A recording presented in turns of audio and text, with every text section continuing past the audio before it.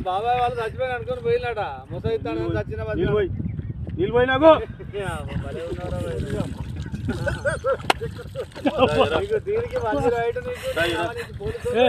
ఎందుకు పన్న వాళ్ళ ఎందుకు అనుకున్న వాళ్ళ ఈ చల్లదనానికి ఎండకు చేయలేక కన్నీకి